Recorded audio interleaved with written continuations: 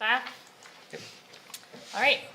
I call this meeting today, Thursday, December 1st, 2022, to order. Will all who are able please stand and join me in the Pledge of Allegiance? I pledge allegiance to the flag of the United States of America and to the republic for which it stands, one nation, under God, indivisible, with liberty and justice for all. All right, as you can see, our chair, Rich Frank, is not here today. I'm vice chair, so I will be covering. He should be making it to the meeting, so hang in there. We will not await his arrival. We will get started. We do have quorum. There are 2 of us in the meeting room and 1 of us online. Hi, Eric. Thanks for making it. Okay, so first item on our agenda is public open discussion. Does anybody in the room have anything to offer that is not already on the agenda? Please come to the left. You're on the agenda? No, I think there's just a note, but we're not on the agenda. She just did a Oh. correspondence, but I Yeah, you're welcome to come to the lectern now and have your day in the sun. Thank you for allowing us to speak for the first 5 minutes. This is my daughter Haley Dietz. My name is Crystal Dietz. We are here because we started a petition for Berry Alley to be reinstated to 2-way traffic. We, as Lamont community members, were under the impression that it would be 1-way during the construction period. When construction was over, it would be reinstated to 2-way. Through talking to community members and friends, we found out there's a possibility that it may just be 1-way forever. That it may just change. And I said, oh, I don't know if I like that. I kind of like always having it 2-way. That's the way it's been for the last, apparently to some community members who lived there longer than me, a long, long time. So I called the township last June, sometime this summer. And I spoke with an administrative assistant. And I didn't get a name, I didn't write the date that I did this. But during that conversation with her on the phone, I said, could you give me some information on the Berry Alley? She said, I don't really have anything. And I said, well, do you know if it's going to be made 1-way? And she said, there's a lot of interest. And so I'm like, okay, I don't know who that would be because everyone I've talked to wants it to go back to 2-way. So I said, do you know who that would be? She said, well, I believe it's the people who live along the alley. And I said, well, that would probably make sense. I said, but as a community member, talking with people in my development and other people who live in Lamont, they'd like to keep it 2-way. She said, oh, there's not really been any interest in keeping it 2-way. So there lit up, a fire. And I said, well, maybe they're only hearing from people who want it to be 1-way. So if you only hear from people that want it to be 1-way, you're going to say, oh, there's really no interest in returning it to its original 2-way traffic. Therefore, my daughter created a petition, and we created it 3 weeks ago. We have 136 signatures as of this evening. That's really without any, prompting. I'm going to say like canvassing. Much effort on our part. Yes, yes, we haven't had much effort. We did post it at the post office. And like I said, in 3 weeks, we have 136 signatures already of people who want it to be reinstated to 2-way traffic. Which we think is just a good gauge of community assessment on the amount of community members that would be interested in having the alley reinstated as 2-way traffic. So we just wanted you to know it was out there, that we've done this, so that the people who want it have a voice. Okay, So we're here not just on behalf of ourselves, Yes. but the larger community that we talk to. great. Thank you. Yeah, thank you. Okay, thank you. Would you like a chance? Are you here for the same situation? You are the moral support. I like it. Okay. As you know, it is in our consent agenda, so at that time, it remains to be seen. If one of the council members pulls it, I imagine one will. Okay? Just real quick. Yeah. At the time when the decision was made during the construction to make it 1-way, council was consulted. Decision was considered. I don't. Well, what was decided was that the final determination about one-way or two-way would wait until the completion of construction, at which time council would reconsider that. And I can say with certainty that this issue is on the December 15th tentative agenda. Oh, it is. So it is going to come back in 2 weeks' time to council. So at that point in time, I think that, the engineer will be able to make some remarks, and the community will have the opportunity to yet again express their positions on one-way, two-way. And ultimately, council will make a determination. At least it'll be initially considered at the December 15th meeting. So it is coming up. It's not tonight because it hasn't been advertised as such, but over the next 2 weeks, the meeting will be advertised, and anybody that is interested in attending will have the opportunity to do so. So it's still closed, Still one way. but the street is open. Berry So it's Alley closed to is the still south. one way as of this moment. That has not changed. But the construction is still ongoing. And the construction is ongoing. The street is open. Pike Street itself is open. There is what I would say ancillary construction that's occurring, sidewalks, a few other things. We were going to have some temporary closures, I think, coming up here, either Dawn. Well, they won't be closures so much as temporary flagging for There you one-way go. traffic, as So we- concrete truck. I'm sorry, sir, can you come up to the lectern just for CNET? Yeah, you have a very nice projecting voice, but at least we can get you on Hear them on our CNET. township So radio. my question is if the construction is completed, the alley's still gonna stay closed until the meeting. Well, you say closed, it's still going to remain one way. Yeah. One way until the meeting. Until at least the 15th, yeah. Perhaps on the 16th, it'll open to two-way traffic, or it'll remain one way. That's the decision that council will be making on the 15th. But Alright. like she said, we were under the assumption that once construction is done, it would go back Yeah, to and that's, the original state. Right, and I'll just say that the people who want it one way use that as their window to petition us hard to request it stay one way. So then we decided, we'll wait till after construction, maybe run some traffic numbers, did we? Which we have. did some traffic counts, yeah.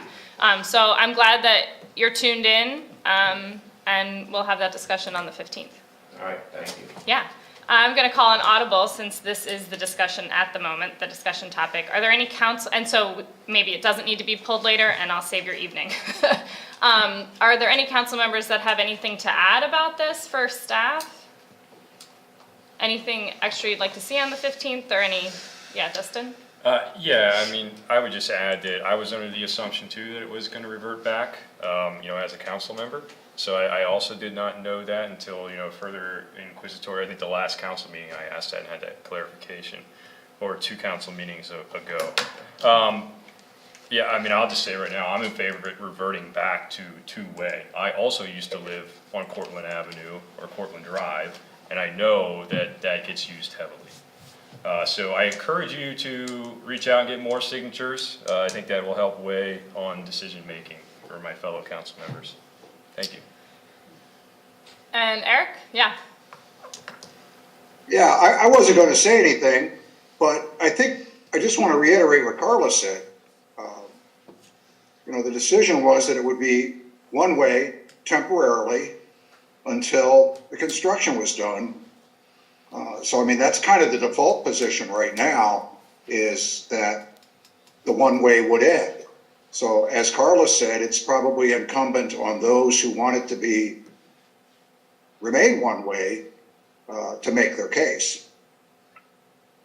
Yeah, let's make sure that those people that have corresponded with us in the past about the one-way know about December 15th, so we can hear both sides and weigh them Sure, accordingly. Thanks. we can do that. Okay.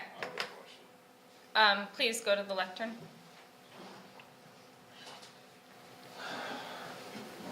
They have 128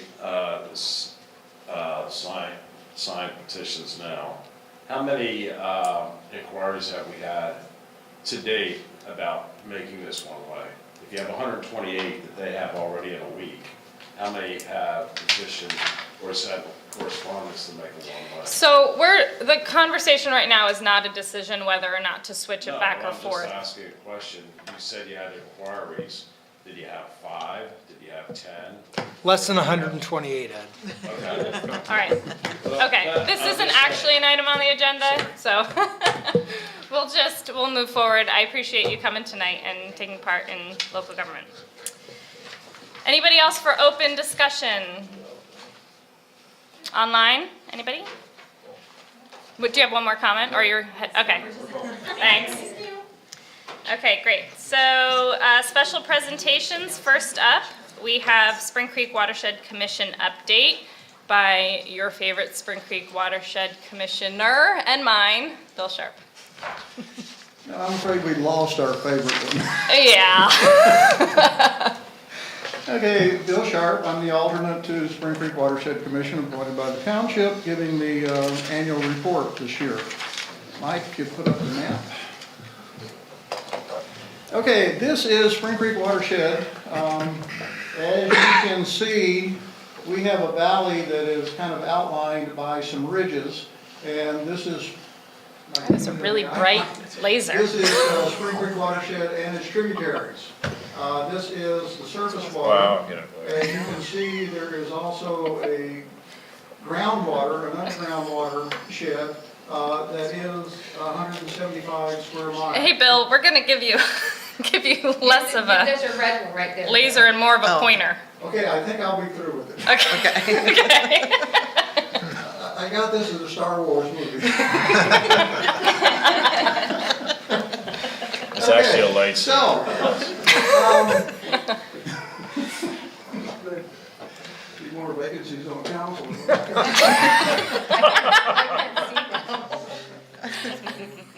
Okay. All right. So that's the watershed, the groundwater, which is our sole source of water, which is an important thing to know. There is an overlay of the municipalities over this, the watershed. There are approximately 130,000 people living in those townships, and it is, of course, the home of Penn State. Next slide. Spring Creek Watershed Commission was founded in 1996, and as you can see, just a few small notes. There was a watershed event sponsored by Chesapeake Bay program, organized by Clearwater Conservancy and a group that was known as the Spring Creek Watershed Community, and a very large group of stakeholders, something on the order of 400. So there was some watershed tours, there were public events and meetings, and there was a final report, which was recorded on CNET. But what the bottom line came out of this suggested an entity representing the municipalities in the watershed.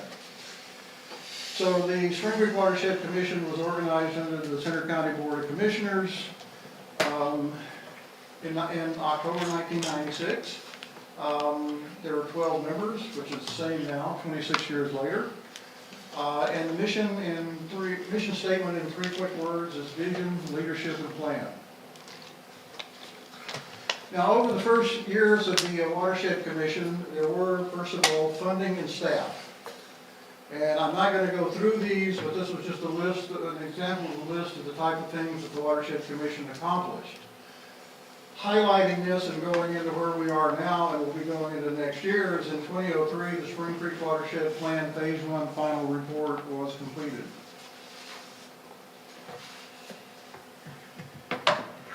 And jumping a little bit, the Spring Creek Watershed Commission was reorganized in 2007. The 12 municipalities each passed an ordinance to join, to which was attached articles of agreement.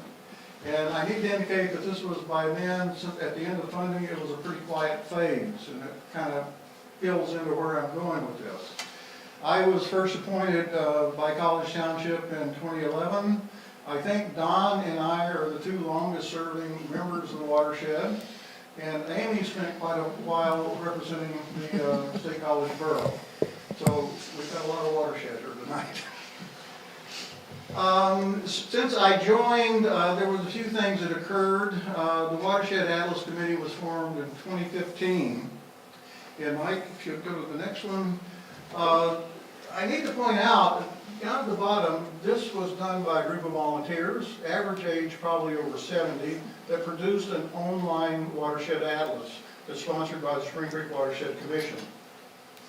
And the purpose of it is to provide information, public outreach for the watershed. And up to date, there have been 55 articles that have been vetted and posted on this. And I have the lead on developing an interactive map for that. Okay, the next thing that occurred was on the 20th anniversary, I and several other people, you can see in this picture, organized a celebration. That occurred in October 26. Center County Commissioners recognized it. Mark Higgins was in fact one of the speakers. We had a picnic and a public meeting at Millbrook Marsh. And during that, we had on display what we found was roughly 100, maybe a little bit more accomplishments that are done in the watershed over those 20 years. And you can see on the table there's a lot of reports, studies, and plans that were also collected. Those are on file at Clearwater now, and there were over those first years a number of awards and recognitions for the Spring Creek watershed. The point is that out of those 100-odd things that were done, very few of them were actually done by the Watershed Commission. They were done by an assortment of nonprofits, government entities, Penn State, etc. So getting back to the Spring Creek Watershed Plan, again 2003, its objective was to distill a huge amount of information, and there is a huge amount of information about this watershed, with a focus on basically 4 topics: surface water, the groundwater, water supply in general, and land use decisions affecting potential quality of the water. Right? When that report was published, it was intended that there would be 3 phases. That was phase 1. With the end of the funding, there wasn't much that happened for quite a while. So following the, next slide, Mike. Following the celebration, we decided to take a look at what we needed to do to sort of try to reorganize stuff. So the phase 1 was 15 years old. There was continued population growth, rising on the issues of climate change, with development, maintaining the stream ecosystem, and the fact that there are something like 30 entities that have some decision-making authority over land and water. Bless you. So in 2017, Denny Heimeister, I, and a few others started putting together a plan for moving forward. Denny raised over $16,000 from stakeholders that included government, nonprofits, Penn State, and business. And that was to get us moving. January 2018, the Watershed Commission approved us moving forward, and that large part of that money was to hire a contractor. But it was also about that time that we hired the Spring Creek Watershed Communication Coordinator to maintain basic administrative details and also to maintain the websites. So once that was developed in 2018, we had public meetings, we had a lot of work group sessions, a lot of technical experts came in on those, interested parties. And in December 2019, we produced the final phase 2 report, not a plan, but a report, which the commission approved. The consensus is that we needed an integrated water management plan. So next. Which leads us into phase 3. With COVID coming on, we had sort of a pause. But in 2001, the agreement requires that the municipalities approve, at least the majority of them approve, moving forward on any major planning. Paul took that responsibility on when he joined the Watershed Commission. And we'll make presentations. I assisted him on some of those to municipalities, Penn State, nonprofit organizations, And we did get the necessary 7 of those to agree. And this year, at the beginning of this year, we began to work on formation of the Phase 3 work group. And that group was pretty much formed by about mid-year. And it has been working on how to organize things, and I'll get a little bit into that. But in the last meeting of the Watershed Commission in November, one of the things that they proposed was an amendment to the bylaws. The issue behind that is municipal representation. There have been a declining number of elected officials who have been coming to those meetings. And we'll get into what that means, but basically the chair and the vice chair have to be elected officials. And sometimes that has been made out of a choice of 3. But it was also taking a look at developing the organizational capacities, you see, for this project. And that included financial management. So next. The Phase 3 work group came up with something called a matrix organization. And it has 8 committees, 7 of them are content committees, and one of them is an overall organizing committee, a committee of the chairs of those 7 committees. And they came up with this process where basically some of the bottom items, collecting information, would be run through the authorities, the governments, and other type of deals. So that was something Guy, one of the members that organized this, has some expertise in that, has proposed this, and it is something that's being considered. But it gives you an idea of the potential complexity of where we might be going. So, Mike? So in short, there are a lot of committees, each with a chairperson. And right now, I think there's about 16 or 18 people who would be serving in those. There is at the top of the list a steering and executive committee. The question of oversight of the Spring Creek Watershed Commission has been discussed at the recent meetings. Details pending on that. But one of the things I needed to bring up in terms of where we'll be going this coming year is the Phase 3 support score. What we've got so far is not by any means unanimous. So Paul was able to get 7 municipalities to approve it. But there are 2 of them that have had serious problems with it. And there are 3 that we have not heard from one way or the other. So we are still looking at a slim majority of 7. But the big thing that came up in September is Belmont Borough to withdraw from the Spring Creek Watershed Commission on the agenda. And the motion that was put on the floor was actually to withdraw. And the situation with that is that the Water Authority opposes going through with the Phase 3 plan. And they did receive a presentation about a year ago, but we found that in the meeting that over the last year there have been a lot of executive session meetings between the borough and the Water Authority, their objection to that. So motion 1 was to leave Spring Creek Watershed Commission. That was put on the table. A counter motion was presented that they would stay with the Watershed Commission, but that the Water Authority would have the privilege of suggesting who would serve on the Watershed Commission. So that motion did pass. So we maintain the integrity. But I do want to note that during the Phase 2 in 2018, largely as an aftershock from the Nestle protest, there were 3 other municipalities who were seriously considering leaving the Watershed Commission. So in terms of where we go, I need to inform the council that this is sort of a delicate political situation.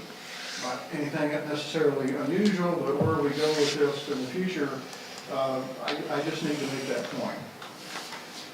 So, coming down to the wrap-up on this, 2023, the first meeting of the Watershed Commission is January 18th. It will be a reorganization meeting. Since the bylaws have not been changed, the chair and the vice chair will still have to be elected officials. There are 6 regular meetings scheduled. The starting budget is roughly $39,000.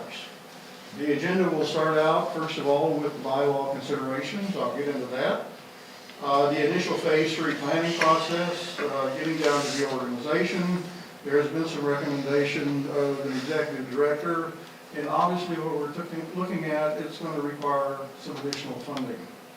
So question of how to handle that, and that's one reason we're looking at adding the treasurer. So, next one, Mike. Paul, a couple of days ago, and I forwarded it to Rich, Adam, Jen, he did forward the suggested amended bylaws, and there's also a letter from him. So it's not for this meeting, but what I wanted to do in the bylaw change was just indicate that there's 3 primary highlights. One is that the officers can be either an appointed member of the governing body or an alternative member, like myself, appointed by that governing body. Under the Articles of Agreement, each municipality is supposed to appoint one elected official and an alternative. Fact is, not only have not all of them been showing up, there are several of the municipalities who apparently are not appointing an elected official, which puts us in a little bit of a box. I don't think anybody wants this either-or clause, but it's a question of if we don't have 2 elected officials willing to pick up the responsibility, how do we keep the thing organized? So, well, like I said, that's another agenda item. The treasurer will conduct the financial affairs of the Watershed Commission. Treasurer position is in the agreement, but for some reason was never put into the bylaws. For the last 2 years, I have been acting in that capacity. And an executive committee, and we have had an informal executive committee, that they are proposing to be 4 elected officers plus 1 appointed at large. And again, that is developed in the administrative capacity. There were 10 municipalities represented, which is one of the best turnouts we had. A lot of other people, particularly from the rural watershed, were there. The vote by those 10 was unanimous to forward this proposed bylaw changes to the municipalities for review and comment.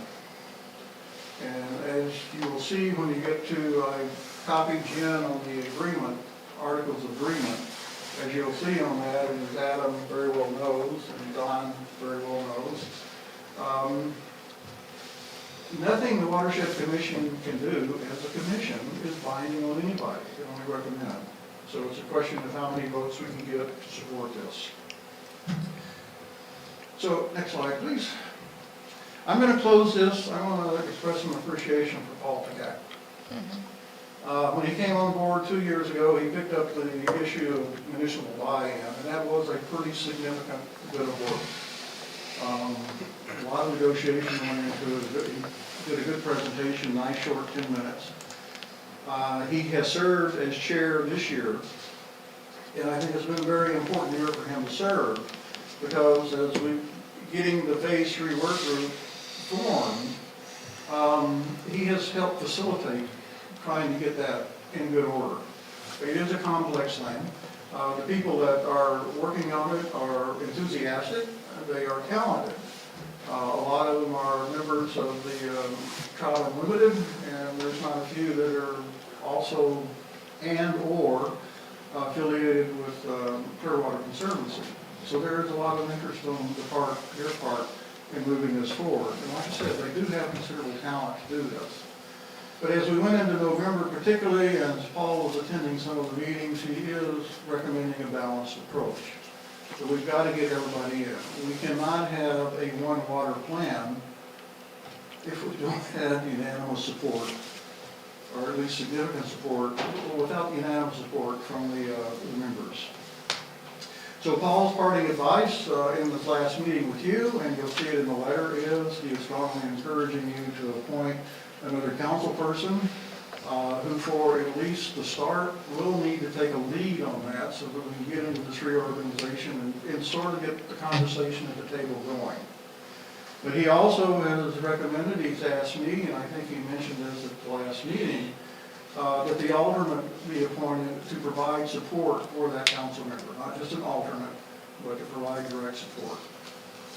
And with that, I will leave it. So next slide will be the questions. Thank you. That was a lot.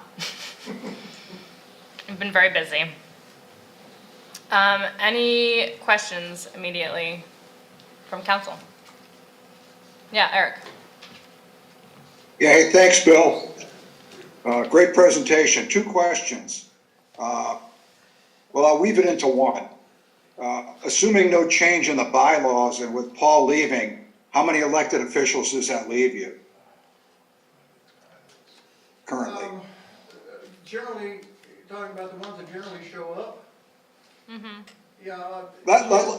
Let's say eligible to become chair and vice chair, if everybody was there and Paul wasn't, how many choices would you have for chair and vice chair?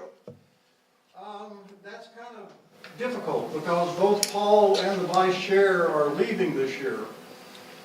So 0. It just depends 0? on who shows up. There's been really only about one other elected official who's more or less regularly appeared, but not always. So it's vital that we have at least 2 who are willing to pick up those positions. And I do believe Bill Font will be represented. Yeah, I suspect that will be the case too, given their interest in the One Water plan.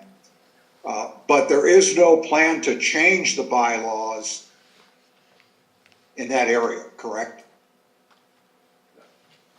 They will not, we will go into this reorganization meeting under the current bylaws, but top on the agenda is to make that change.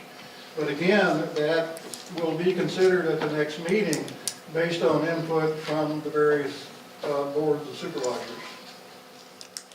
Okay, so you could have a situation at the reorg meeting where you don't have 2 elected officials eligible. Is that correct? That could be, but I'm hoping that Okay. there will be one from College Township at least, so that'll give me 2. Okay, that was both of my questions. Thanks. You sure, Eric? That's it? Okay. How do you support the change? I think that's what you're looking for, right, Bill? Would we support the change to allowing the chair and vice chair to be appointed officials? That will be part of the decision. Are you looking for us to tell you how we feel about that tonight? No, not tonight. Not tonight, No, I okay. think this is something that needs to be put on the agenda, so that you can look at the letter and the complete set of bylaws and the articles of agreement before you do that. I think we could either do it, it's not due till January 20th, right? The 16th. 16th, so we could do it either meeting in January or the December 15th. Okay. Okay, that helps clarify things. But I do need to point out that given where we're going, potentially going with this phase 3, it's a major project, or could be a major project. Everything that we do has to be approved by the municipalities, which means the municipalities need to be up to date on this. They need to be engaged in it. The decisions that can be made by the Watershed Commission, they will have impact. They will be of concern to Center Region, to Penn State, to the county. So this is, I don't think we should consider this as a trivial matter. There is a lot of discussion going on. There are a lot of concerns. And I think it is very important, and Paul totally agrees with me, it is very important that we get as many people to the table, at least for the first few meetings until these things get settled out. Now, like I said, if you want to appoint me to continue as watershed alternative, I will do as I have done with Paul, provide any support I can to take the administrative load off of the appointed council member. But what is going on definitely needs the attention. The member municipalities need to understand what the process is and where it might lead. We cannot create a regulatory authority. That's out. But we can make a lot of noise. Okay, Yeah, so this will go onto a future agenda. Dustin, do you have any questions No or follow-up? questions. Thanks. All right, yeah, no, thanks, Bill. I appreciate you bringing a very clear presentation. I presume this is getting presented in a similar format to the other municipalities in the watershed, or not so much? No, this is just my report to you. Okay, So I have, like I said, one of the things is, I don't know what the relationship of the other alternatives is to their municipalities, whether they have regular reporting or not. My position, having served on council, I think is a little bit different than some of the rest of them, because I have a closer sense of connection with the council and staff. gotcha. Okay, is this something that you've talked about at all at your managers' meetings? No, Okay, no, managers to this point haven't weighed in on this at all. It's not even been a topic of discussion. So, okay. I mean, I think it would behoove us to try to get this on the agenda sooner, to give us some time to mull it. Yeah, we'll take a look. We may have an opportunity to do that on the 15th. If not, typically, we kind of roll into a regular meeting Right. at our Right. organization meeting. And that may be the next best time Yeah. where we could do that, which would be very early. I guess it would be actually the 3rd, right? The 3rd at noon. 3rd, right. So our regular organization meeting would be 3rd at noon. So if it is not on for the 15th, then that's when I would expect it to be there. thanks. And when it comes to, I know the COG is a separate entity, obviously, from the Watershed Commission, just because of geographic location, as far as overlap. But I would just be, what are the other municipalities that are part of the COG that would be part of the Watershed Commission? That are not part of the COG, That are part of the COG? well, all six All 6 are? All six. Okay. are, And all six, for that matter, did approve going forward with phase 3. So 6 out of the 7 that have approved it are Center Region Council of Government members. Walker Township was the 7th. Okay, we just don't have strong representation at the meetings from those municipalities. From the lower watershed now. Well, we don't have strong representation by elected officials. Yeah, that's what I mean.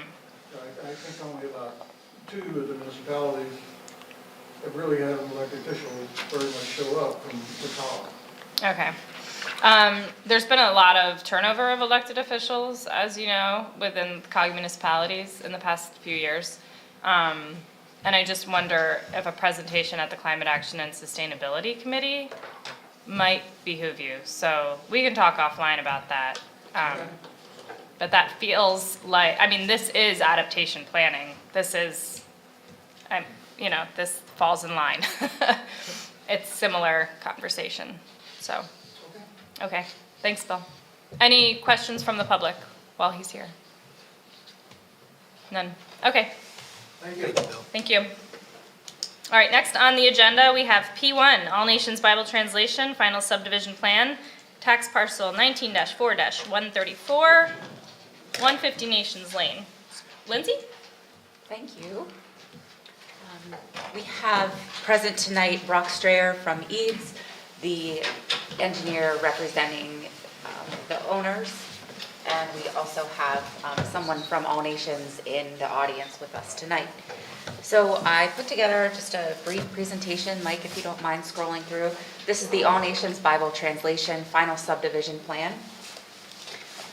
You can see it's just kind of a better overview of the region and where Hauserville falls. And there we have Watson Road and the parcel there to the left. You see the Watson Road splits it. Go ahead, Mike. Here's a better overview of the parcel itself from an aerial, and then we zoom in down a little more so we can see better. The purple lines are the area, the 1.58 acres that is being subdivided. So This is the final subdivision plan. The location is 150 All Nations Lane. The zoning district is agriculture. And the proposal is to take this 12.850 acre lot, divide it into two lots. The first 11.565, and the smaller lot, which will be conveyed to Mr. Philip Hess, is a 1.285 acre lot. This is a fairly simple plan.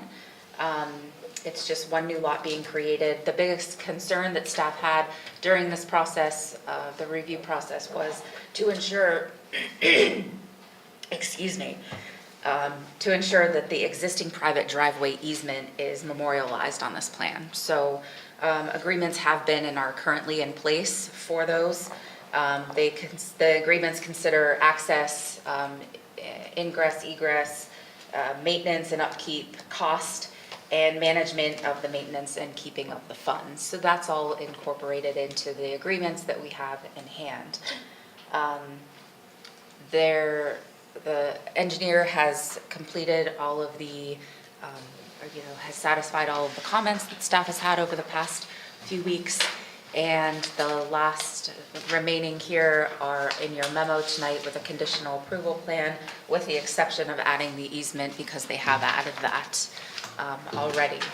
And we've been in touch with the EP regarding the planning module, and that is still underway. So we should be hearing from them about approval shortly.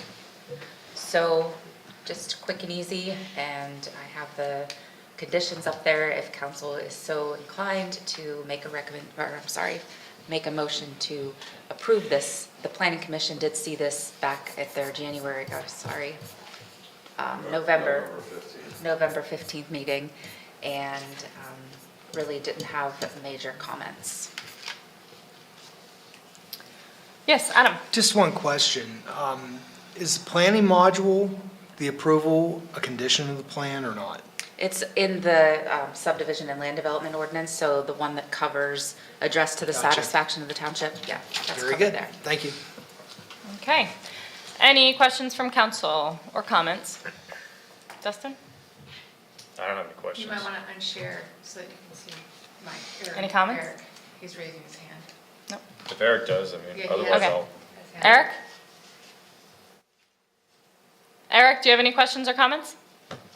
Yeah, two. The first one, well, they're both for staff. The project narrative talks about a proposed alternate septic location. Is that anything that we have any control over? I mean, it's, as you read down through there, it seems as though if it meets the conditions of the DEP or the Center County Sewage Enforcement Officer, that's all that's necessary, correct? Yeah, that's correct. Okay, so by approving the subdivision, we're not weighing in at all on that, right? That approval tracks completely separate? Yeah, the planning module was, there was a resolution passed a few weeks back by council that was required as part of the component 3 planning module, Okay, or component. so that's 2 why also. that's not a condition of approval, is that's already happened. It's happening now, but yeah, I mean, if you feel more comfortable in putting the planning module on the conditional approval, that's perfectly fine. But it is a requirement in the subdivision and land development ordinance for sewage planning. No, I wasn't suggesting that, I was just curious. Second question is just for my own curiosity. What would be structurally the difference between an easement that goes through the property and say a shared access driveway? Because it's kind of serving the same purpose, isn't it?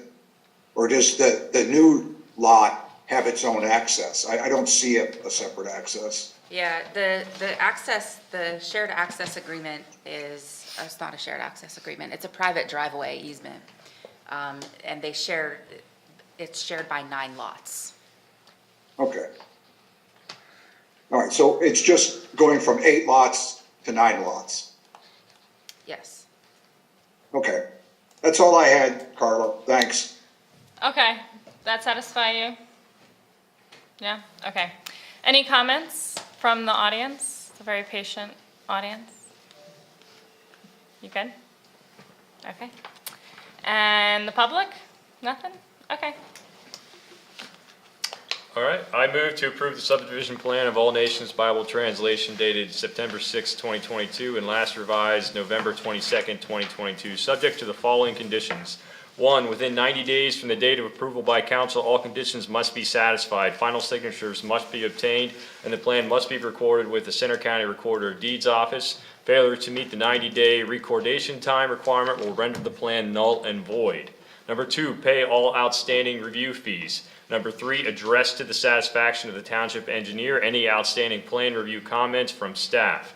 Number 4, fully comply with College Township Code Section 180-12. Number 5, include on the plan a definite outline of access easement. And number 6, all conditions must be accepted in writing within 7 days from the date of the conditional approval letter from the township engineer. Second. Although, sorry. Any other comments? Nothing? Okay, all those in favor say aye. Aye. Aye. And opposed say no. All right, motion passes. Thank you, everyone. Congratulations. All right, next we have reports. Manager's update. Thank you, Madam Chair. Very quickly, I have 3 quick updates here to provide you. We've already talked a little bit about Pike Street. If there's any questions, we'll try to field those here once I've completed. But I did want to make a comment with respect to the LTAC evaluation recommendation for Center Hills Village. The last entry there is about location painting. That is presently now underway. It started today, and about half one of each side of the street has been completed, and so we're anticipating tomorrow the other half of the street will be completed. So that is in keeping with the recommendation made by council to move this on to the neighborhood vote. So that's out there. The reason it's happening now is primarily because of weather. As it is, we're having some degree of difficulty with the marking paint that is being used in terms of it drying.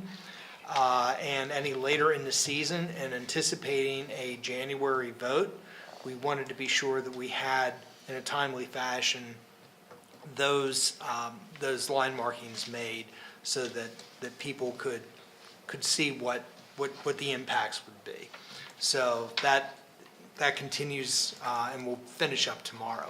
The second item I want to report on is we had another appointment that was made, Penn State Forestry, named Dr. William Elmendorf, who is a community and urban forestry professor, as the representative to the Thompson Woods Preserve, advisory committee.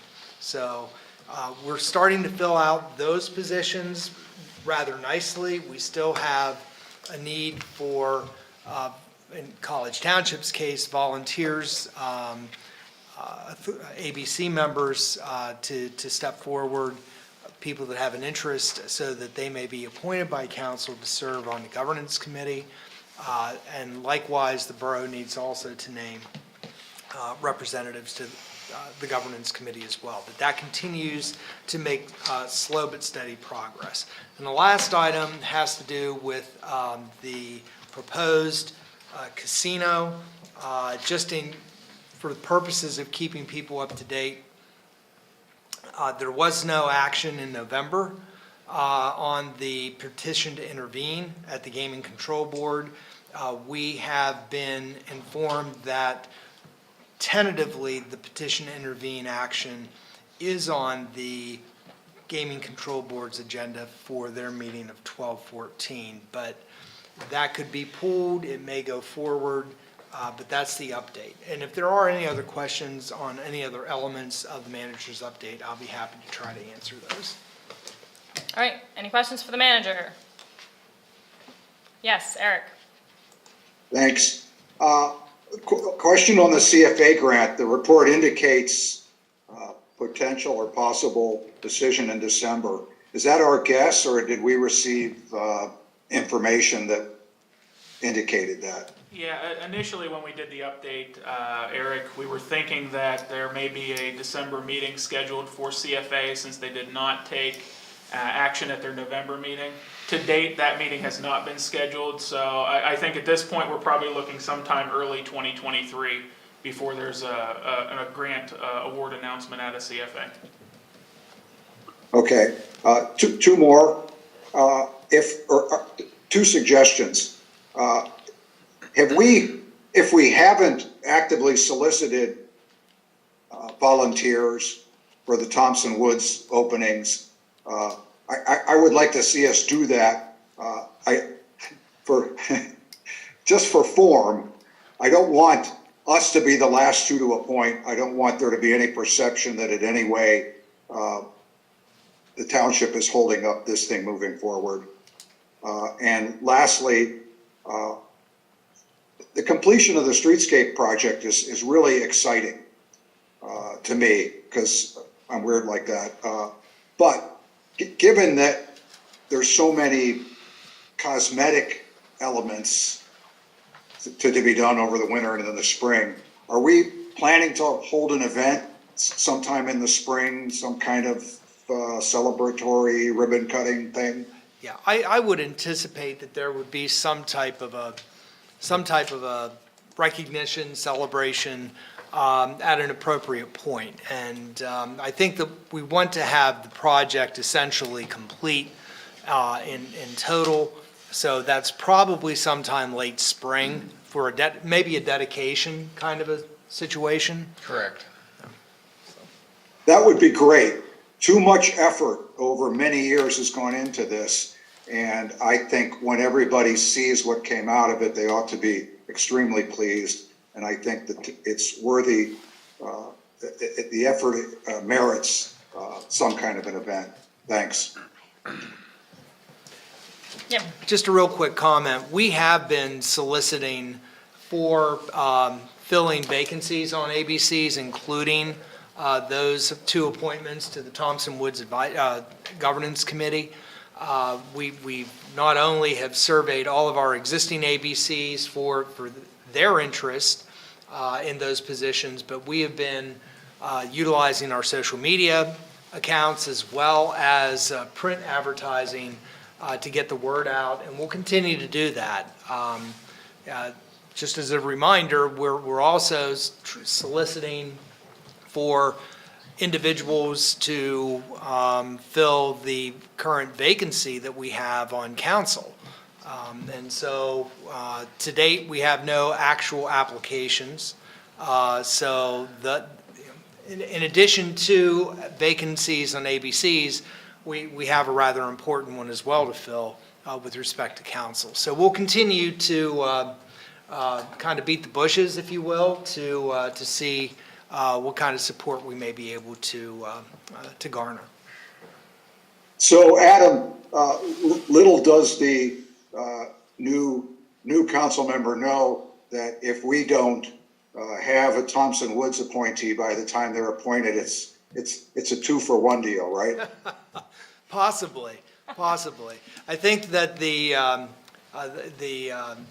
it was contemplated that these would actually be appointments that were to be made by council, but there's no prohibition against individual council members being appointed to those positions, to the best of my knowledge. Thank you. All right. And you had a question for the manager? Nope, I'm good now. Okay, great. Yeah, Eric covered it all. Answered in the mix. Anything else about the manager's update? All right, next, COG Regional, County, and Liaison Reports. Eric, do you have anything? Eric, you're muted. Sorry. I apologize. My report for last week's MPO meeting didn't come out until today. And that's because, as I noted, I like to let the MPO put their report out first. It just came out yesterday. It makes my job a lot easier. I only want to highlight 2 of the agenda items for the record in tonight's meeting. And that was the report from PennDOT. I'll just read it here. PennDOT staff and consultant team provided an update on the study This is the State College Area Connector Project. PennDOT staff and consultant team provided an update on the study, which is the Pell study, including that the final version of the Pell study report and the recommendations that come out of it are expected to now be released in mid-December. It's at that point that the 30-day comment period will begin. And the reason I'm pointing it out is we were expected to have that a month or so ago, and it's been kicked back for a couple of reasons, to do some finessing, some fine-tuning of the report. So it's about 2 months late. The second thing was the MPO strategic plan. And just to be quick here, I'll just read from my report. The PennDOT consultant team briefed the committee on the survey efforts along with the focus group session held on Friday, October 28th. A half-day retreat is scheduled for Monday, December 5th, where we hope to reach consensus on a number of points to guide the recommendations included in the strategic plan. The target date for adopting the strategic plan is June 2023, so that the recommendations of the study would be available. Basically, the strategic plan would be available to guide the development of the 2024-2026 UPWP and our calendar year MPO budget. This is a heavy lift for the MPO, but I feel a very necessary one, given the turnover we've had in staff there, MPO staff, and the generational opportunity that lies ahead of us with the bill legislation.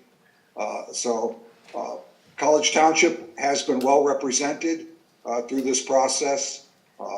Mike, as an ex officio member of the MPO, along with myself and Dan Cleese as an ex officio member, former MPO chair, have been involved in both of the previous exercises, and all three of us will be at the retreat on Monday. To me, this is very critical for the reasons I noted, but it's really important because we're going to be coming to the member municipalities asking for an expansion of the MPO, an investment of additional resources in potentially in staff and consultants to help us leverage all of this funding that's available for transit and infrastructure projects in the coming years. So to me, it's very, very important that the entire MPO and all the member municipalities and entities be very comfortable with the governance and representation structure along with the decision-making process that happens within the MPO. That's it. I have 2 meetings in December that have already been canceled. Actually, the meeting earlier today for T. Lou was canceled, and there's some discussion about potentially facilities being canceled next Tuesday. So that's it for me. Thanks, Eric. Any questions for Eric? None? Okay. Dustin, do you have anything? No meetings, but the HR meeting for next week has been canceled already. Nice. Okay. I have had no meetings as well. Planning Commission?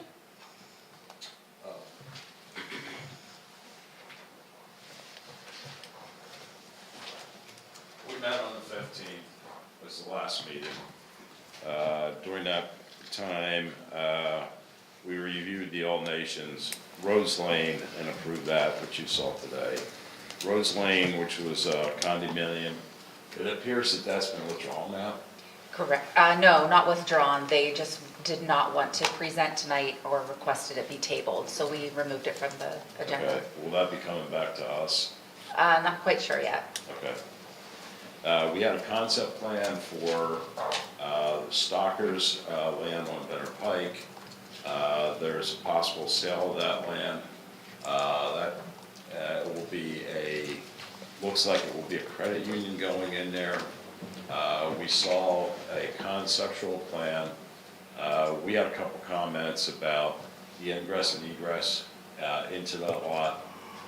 We saw a conceptual drawing, a 3-dimensional plan of what the building will look like.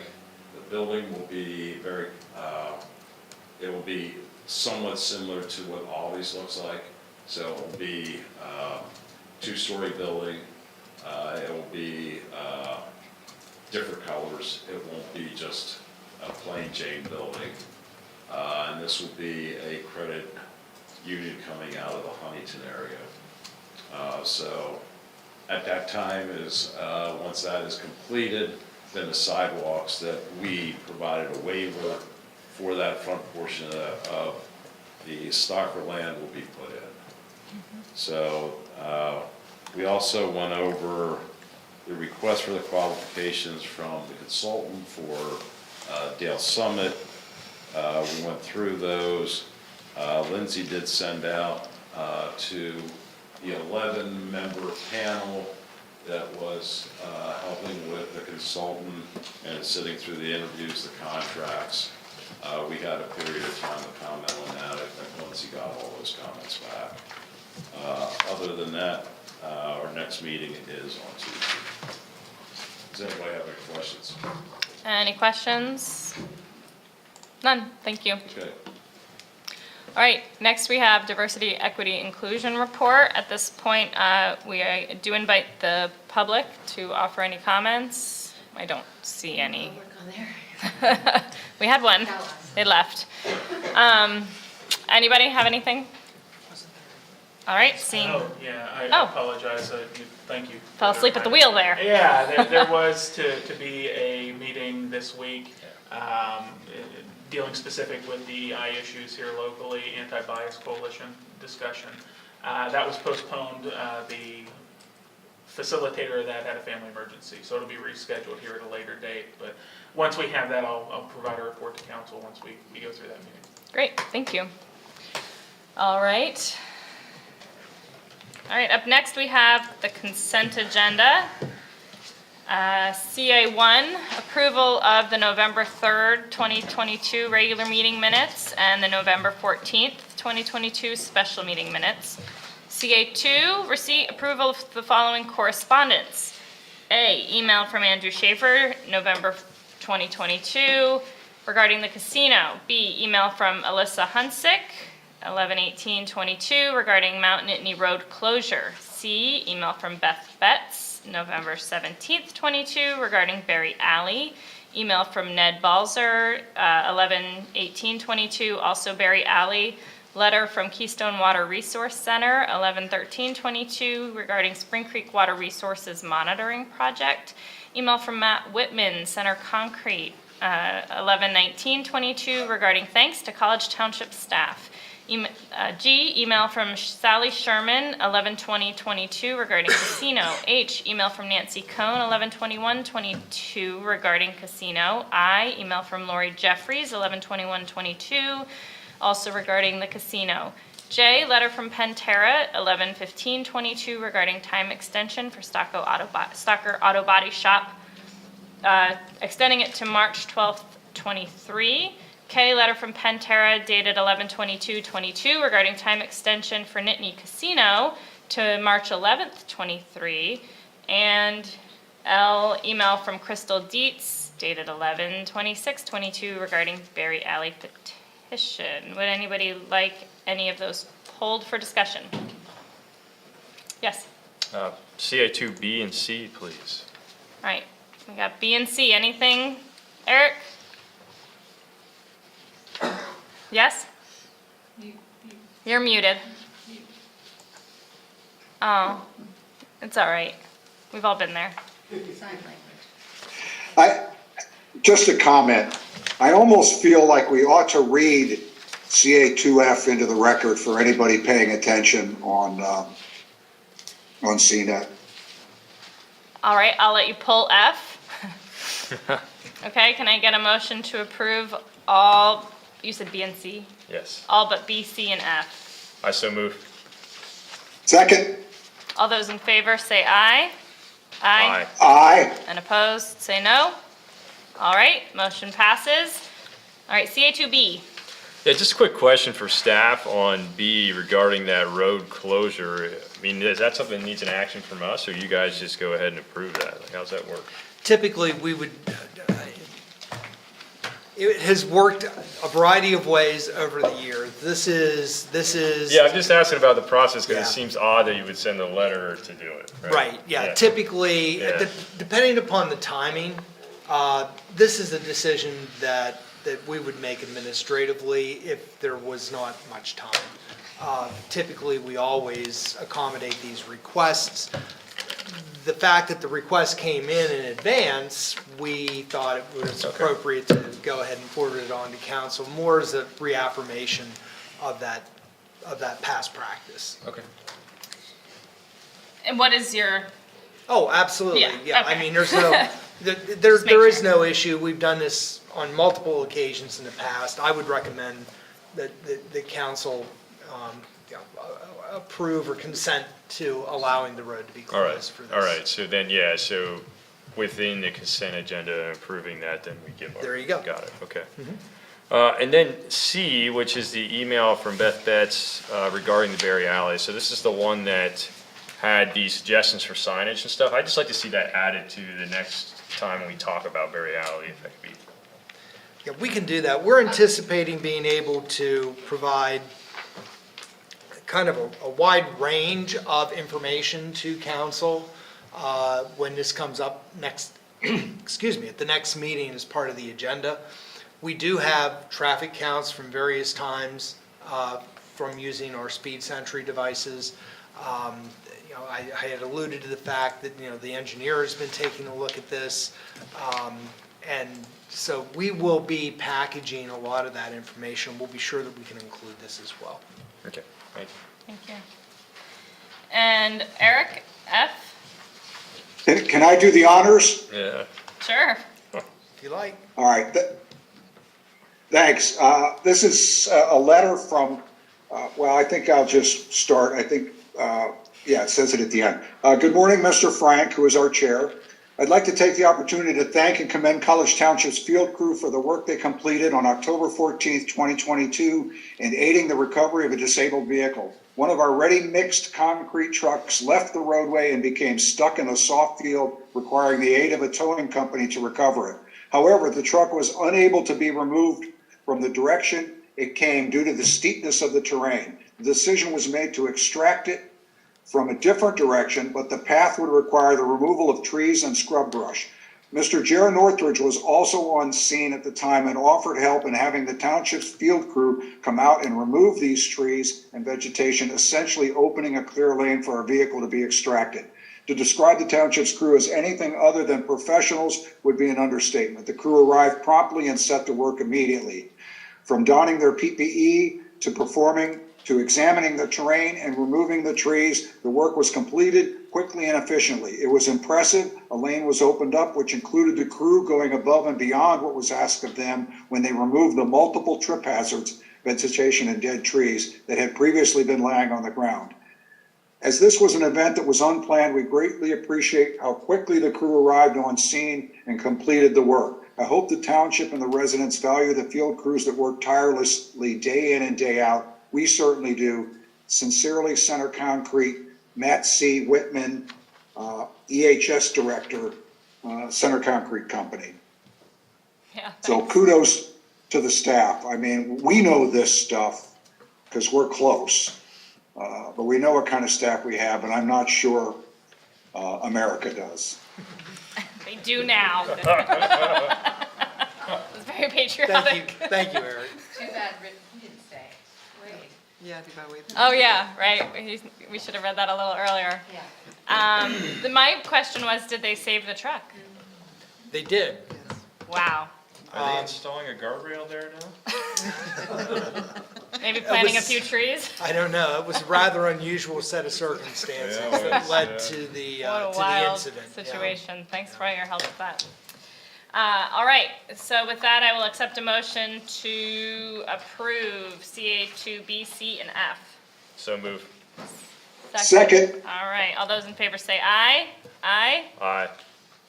Eric, you're muted. Aye. Okay, motion passes. When there's only three of us, we need all three ayes. All right, moving on to old business. OB1, Pedestrian Facilities Master Plan, the much-awaited return. All right, Mr. Bloom? Yeah, I'll give Lindsay a reprieve since she did the heavy lift at the last meeting. She gave a comprehensive overview of the pedestrian master plan.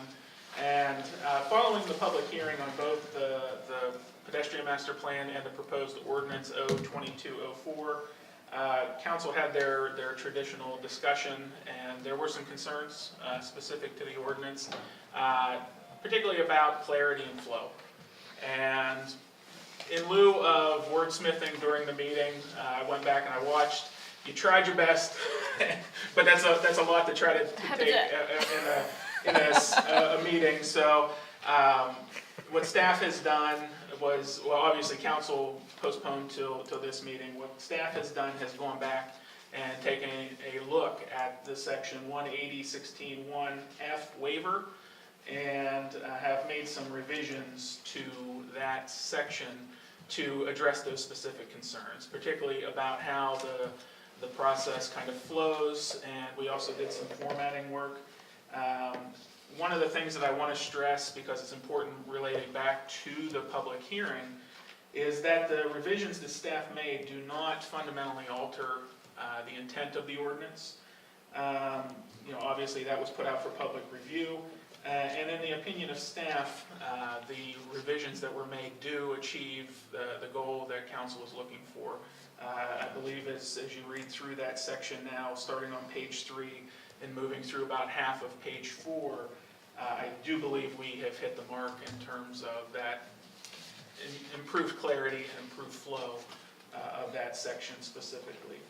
So barring any additional revisions to that ordinance or any fundamental comments on the pedestrian facilities master plan, I am pleased to request of council that you consider the following 2 actions. 1, to adopt walkable College Township a pedestrian facilities master plan, and 2, to enact ordinance O-22-04, implementing several of the recommendations that were prescribed in the plan. With that, I'm happy to take questions. Okay, questions for Mr. Bloom? Any? Just 3 of us. So easy. All right. Okay, comments? Dustin? None? Eric? Yeah, I think one of the problems we ran into 2 weeks ago was we didn't get to this till 2.5 or 3 hours into the meeting. So I appreciate everyone's willingness to let staff take a second hack at it. And I'm much more comfortable with what's in there now. The true test will come when we use it, just like anything else. And if we find out that we missed something, then I think we just go back into it. But I'm comfortable enough with the way it's structured now. The section that we're talking about, the waiver section. How about the rest of it, since that's what we're approving? You good with the rest of it too, Eric? I'm sorry, what was that, Carla? Are you good with the rest of it too?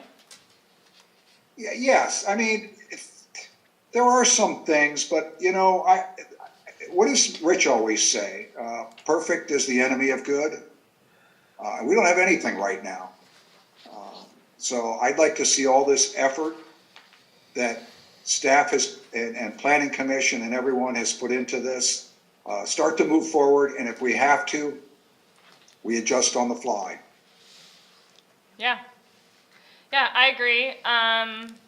I very much appreciate the clarity that's been brought with the restructuring of that section. I think it makes sense now.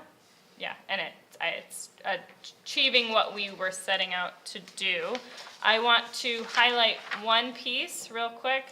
So council may waive the requirements for sidewalks contained above only after all fee in lieu, check, and deferral, check, options have been exhausted, and where any of the following apply. And then it goes into the list very clearly and in an organized way. So just real quick, because I always really like to know what I'm voting for. process-wise, and Mark's not, oh, Mark's here. Okay, so I am, well, I'm the people who are here tonight, subdividing outside of the regional growth boundary, right? No other sidewalks in the area, not technically infeasible. So I haven't gone through fee and lieu, have I? I haven't had to do that, and I haven't gone through deferral, right? So where am I left? Yeah, in an instance like that, one of the things that staff would do is ultimately they're gonna run through, if those facilities are recommended as part of the ordinance, they're gonna take the scoring also and take a look at, does it score high enough to even make a, Right, Make so a here's mark. where I'm bringing out the word "and" okay, in F. So the way that I read this, and correct me if I'm wrong, I'm reading, council may waive the requirements for sidewalks contained above only, so now we're like, shoot, zooming in on this, only after all fee and lieu and deferral options have been exhausted and where any of the following apply. So, I'm All Nations. The only thing that really applies to me is my score, which is 6. Which is why I like any of the following, so that's correct. That cleared that up. But did I have to go through some fee and lieu and deferral situation first? Do you know what I'm asking there? Yeah. understood. Now, I haven't taken this scenario and then gone back up to deferral. Maybe that's called out there.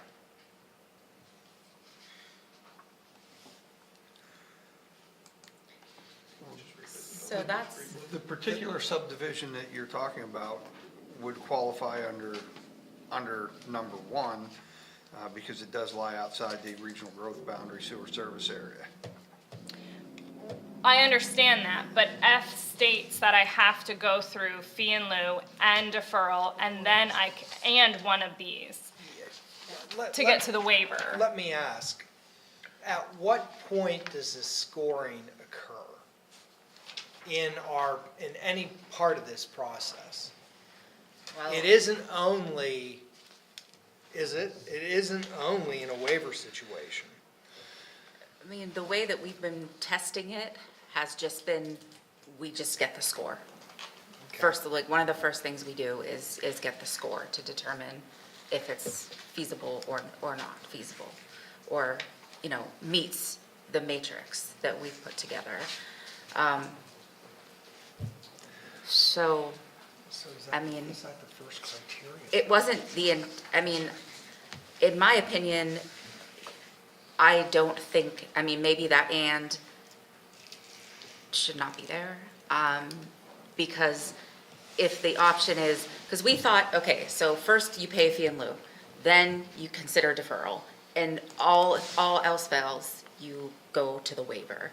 So I guess it would come in the process that you would be thinking, okay, if I didn't get either of those, then I'm gonna go for the deferral and meet all of these. So, we could make that process, Or we they're have not these options. required by the ordinance Right. there. Is that true? That's, I think that's probably the piece that would further clarify is, are they required to even consider that?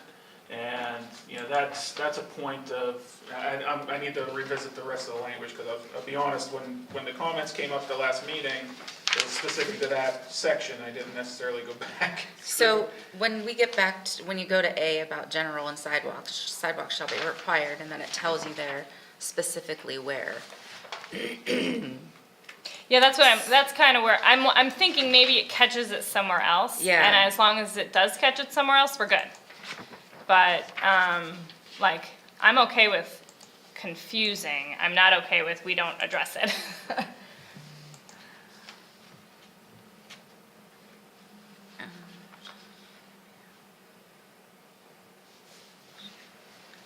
Well, one of the things that, to use Paul's term too, the gates that you go through under Right. each of those particular things. So in the case of All Nations, What would trigger a fee in lieu?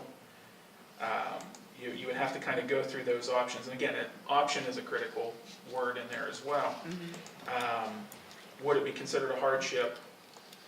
You know, are there reasonable alternatives? The other section talks about, is it cost prohibitive? Now, it doesn't necessarily check the boxes for any of those for fee in lieu. Deferral is kind of one of those instances where the reason it's being set aside is kind of similar to what we did with the proposal out at Stalker. From a timing perspective, it didn't make sense. So I think as staff is evaluating this, they're going to have levers to say, okay, does pedestrian fee in lieu make sense? For all nations, it probably doesn't because it's not a high priority project. For deferral, it probably doesn't make sense. Again, it's not a high priority project, and that leads you to the point of waiver. Well, that's fine. Then I think there needs to be, okay, so then the place I'm getting hung up on, and you can talk me out of it, go Well, ahead. I think what's hanging us up on this is I think we have to remember that we're saying as a blanket statement right up front, you will put in sidewalks, Yeah. period.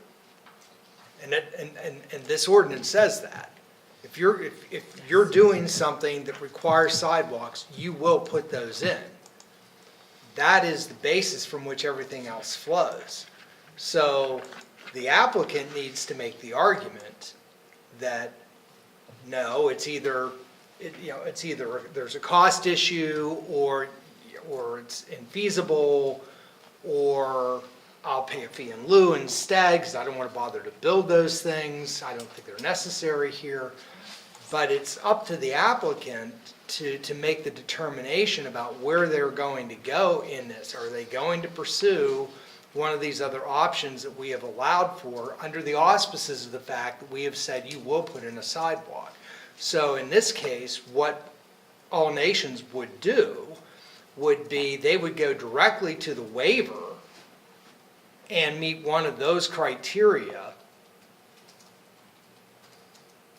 unless we haven't written it that way. Yeah, but that's exactly, she pointed out, it's not written that way. Yeah. It says you should start here, and yeah, they should be able to use each one of those levers regardless of sequential. Yeah. Okay, so here's the next point.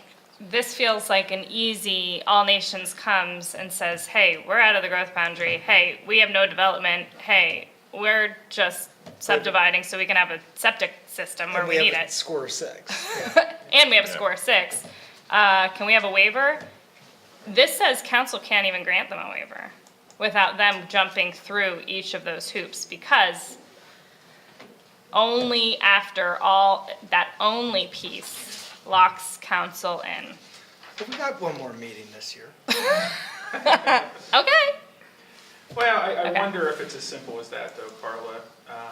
Just remove that first Yeah, line. if you remove that, and I understand the rationale behind it. As I listened back to the last council meeting, it was again trying to go through those gates. You know, I kind of got hung up on that. Okay, if this doesn't work, then you go to this. If this doesn't work, you go to this. If this doesn't work, then you ultimately end up at waiver. But I think your point of, if build it doesn't work, now you have 3 potential options. And to Adam's point, the onus at that point is really on the developer to come forward and talk to staff first about which of these options makes sense for us. Right. You know, they may come in and say, immediately go to waiver. And that's where staff has the option to look back and say, well, I hear your argument, but you're probably more classified as a fee in lieu or a deferral. I think, you know, where we're tripping is that word of only after those have been, where, again, to Adam's point, the onus rests with the developer to make that request. because our default position is building. Exactly, and that was important with the planning commission too, that had to be in there. Sidewalks shall be required. Yeah, yeah, so you just change it to Start council may there. waive So requirements. this F sentence can be reworded to make it clear that there's just this small sliver of situations where council can grant a waiver because we need to. Would this work if you just took out the middle of the sentence, only after fee in lieu and deferral options have been exhausted, and just, That's kind of what I was looking at too. Council Yeah. may That's what I'm waive the thinking. requirements for sidewalks contained above where any of the following apply.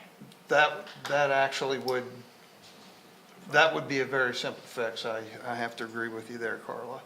And Do you think and that it doesn't opens us up negate too much any of the again? other. It doesn't. No, but do you think it opens us up too much? No, because you may waive. So, Right. and Still this your gives you prerogative. the option to use some reasonableness, because you can never predict what Yep. scenario may come in front of you where it may make a lot of sense, Yep. but Right, Mark's you're right. backed May- into a corner. I May think versus this- shall. Well, I don't know. I kind of would like to give this another go, only because we have things like F7. The amount of pedestrian traffic is anticipated to be minimal. How many times do we get that one? That's a pretty loose, that's a tough one. Like, is Stalker gonna come up to us and just be like, Nobody walks out here. nobody walks out here, we've never seen anybody? In writing and revising that section, I didn't pull that language, but I agree with you. I don't, that's kind of a nebulous comment. How that is basically checked or measured, I would be fine striking 7. Okay, I would be fine, actually probably striking 7 and 8 because it's achieved by your review under 6. right, yeah. You Yeah. know, you have that matrix there as a guiding document that, again, kind of checks those boxes anyway. But you have to go through that. You know, I didn't want to pull the language only because I didn't want to fundamentally change the ordinance, and I don't think it does. I think that information is still included in the matrix and again, moves that lever. If you think for clarity's sake, pulling those two out helps, and striking that portion of the language from the intro to F, I'm perfectly fine with that. I understand the concern, and Yeah, I I get think it. this change gives council what it needs again. Like, just that ability should it really not fit. And I'd like to hear the rest of council's opinion on that. And this, with these couple of changes, taking out the middle, like Mark suggested, and striking 7 and 8, I think that's what I'm willing to go forward with and adjust down the line should it need to be adjusted.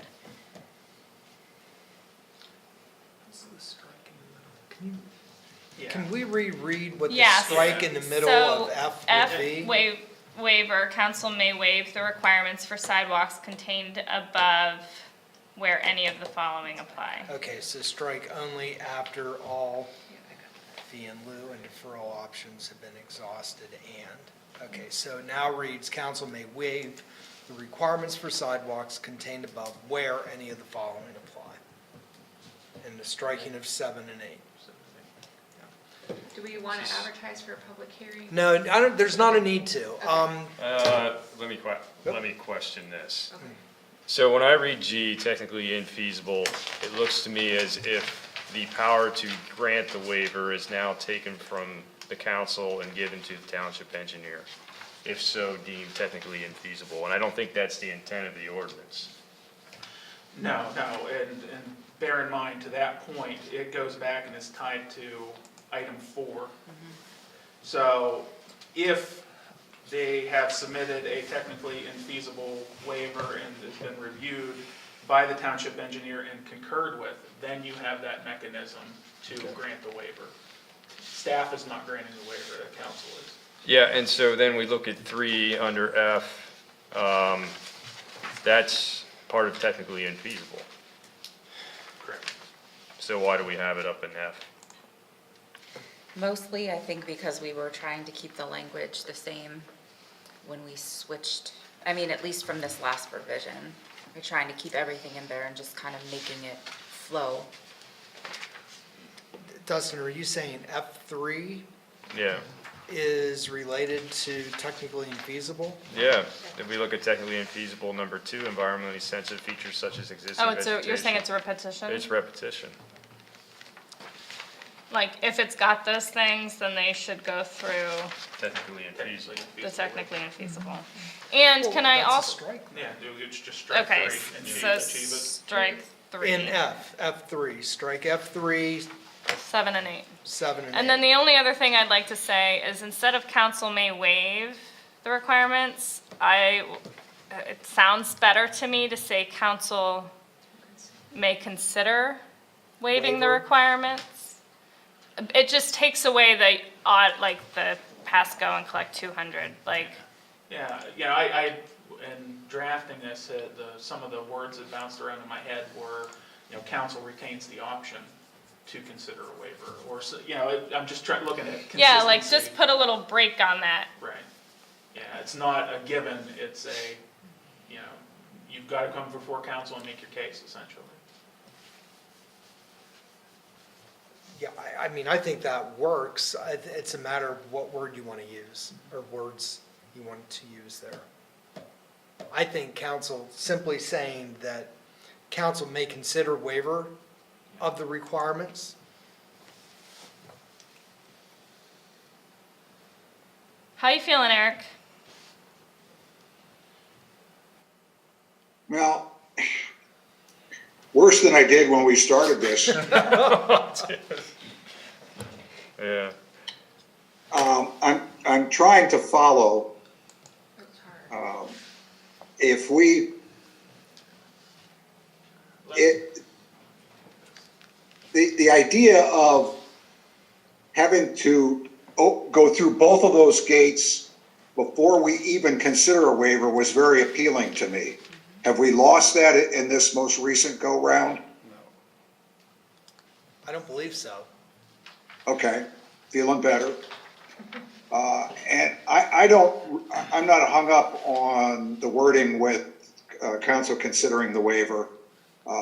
I like the idea that if we're going to err, I'd like to err on the side of making it harder to get a waiver, or making it sound like in the ordinance it's harder to get a waiver. So those are my 2 general thoughts. So check back with me when we can provide a summary of the changes. If it'll help, I hate to make you a small screen there, Eric, but I'm going to share a screen again real quick. I brought the Word document. Yay. So, all right. So in this case, we're talking about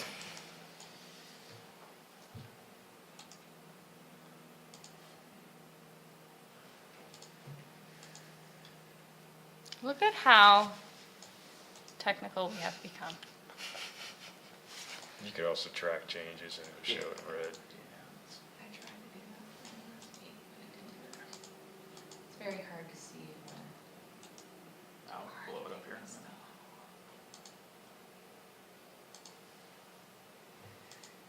Command Shift X also does striking. We're not that technical yet, I guess.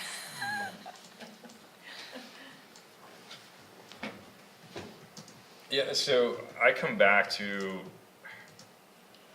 I feel like in the instance of, being outside the regional growth boundary, why in the world would they ever go after a fee in lieu of, or a deferral option? They would not, they would go directly towards a waiver. So it's not a gate thing, it's not one or the other, or all inclusive or all exclusive. But clearly, if it's outside the growth boundary, that is the one concession to the overall statement that you will build sidewalks, where we're saying, okay, if you're outside the growth boundary, we're not going to make you build sidewalks, right? Yes, right. I agree, the growth boundary has always been that line. So then why wouldn't it go up in exemptions? Good. Why wouldn't we just see a top level exemption? And then that's gonna keep those gates that Eric wants, and which I think also makes sense, right? Well, Because we don't want somebody coming to, I mean, I think the idea is that we don't want somebody coming, and trying to get a waiver if they haven't gone through the other stuff, like we It's not don't just wanna growth consider boundaries though, waivers. let's talk about Lenore. A Lenore subdivision, Yeah. where planning commission really wanted them to put a sidewalk in front of one property on Lenore Drive, which was their prerogative at the time, but that to me is a clear- there's, low priority. This is just a homeowner.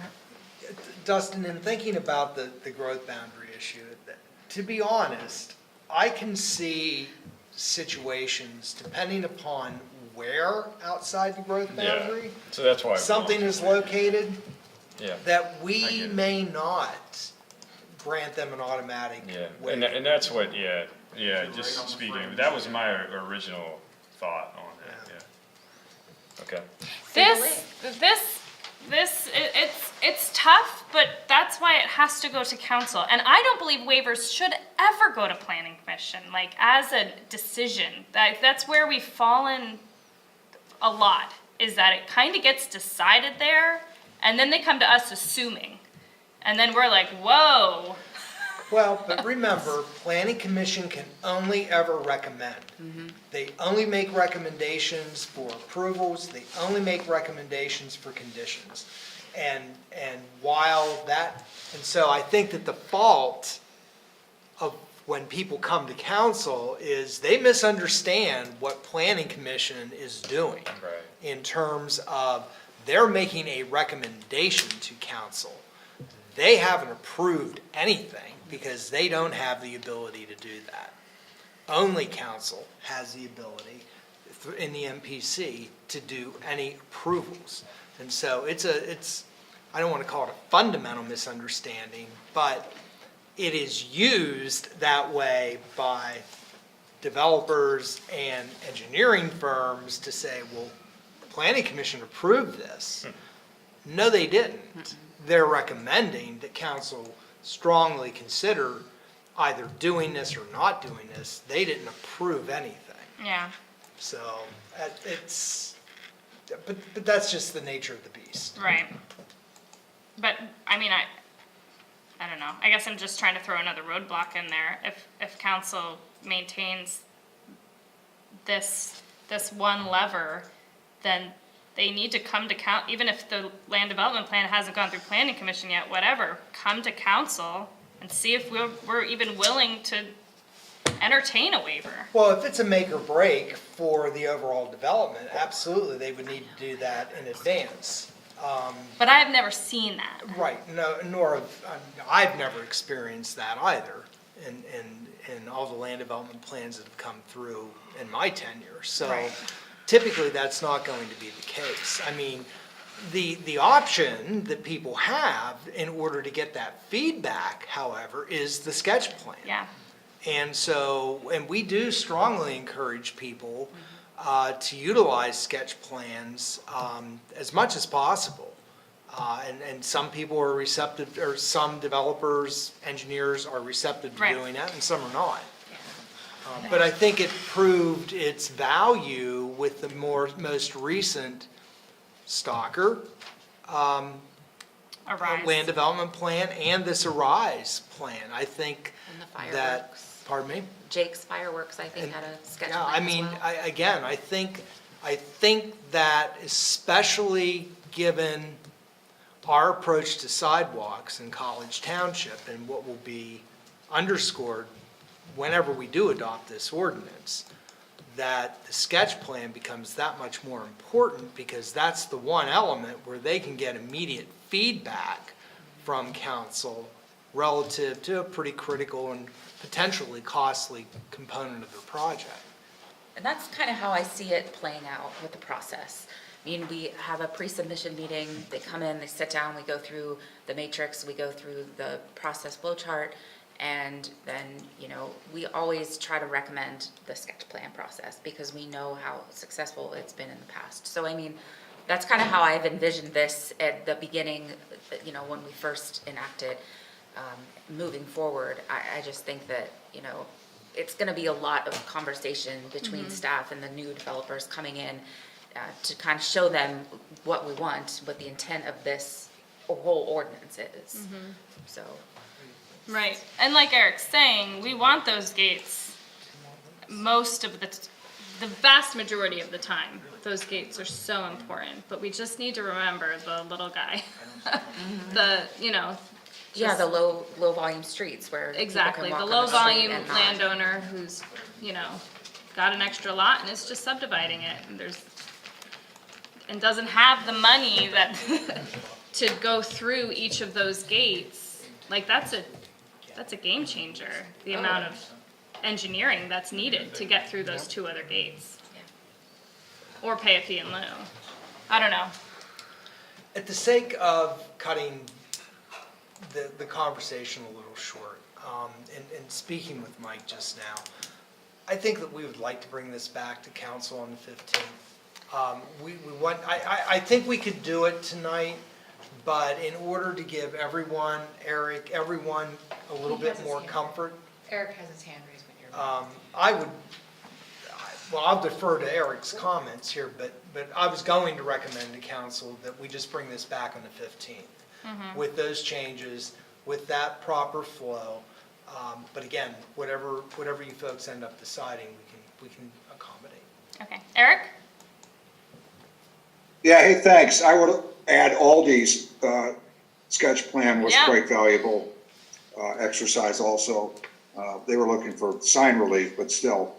I would also I think the comments on the planning commission was an unfair characterization. I think they've been champions for sidewalks through all of this. And one more comment before I give you my opinion. As far as the small guy goes, and I'll defer to staff, but it doesn't seem to me that some small guy going through those 2 gates has to pay a lot of money. Tell me if I'm wrong, but we're really not talking about an engineering exercise. Are we really in something like using the subdivision plan today as an example, or are we? I just need to know that. Because when Carlos said that, I immediately thought, well, wait a minute. I'm not sure that requires an investment of time and money, but does it? I would say not until you get to the technically infeasible report that you would have to submit. I think a lot of engineering would come in to that. But Don, what were you going to say? Well, I'd just say, basically, you would have an engineer working on that, even some of the other issues. Maybe not an engineer, but an outside. I don't know that the average developer is going to would be able to do that, or like in Carlos' example, the guy has a farm and he wants to cut a piece of ground off of it, he's not going to know. Okay, then that helps me lean towards Adam's suggestion, that I guess makes it a little bit more important that we take the time to get this right out of the gate. And if there is support for doing that, I'm a visual guy, and I'm surprised we didn't think of this months ago. I think it would be helpful in the next 2 weeks to put this into a flow chart. Just this part we're agonizing over. I think it will help others besides me visualize and tweak the process appropriately in a more efficient manner. So those are my thoughts.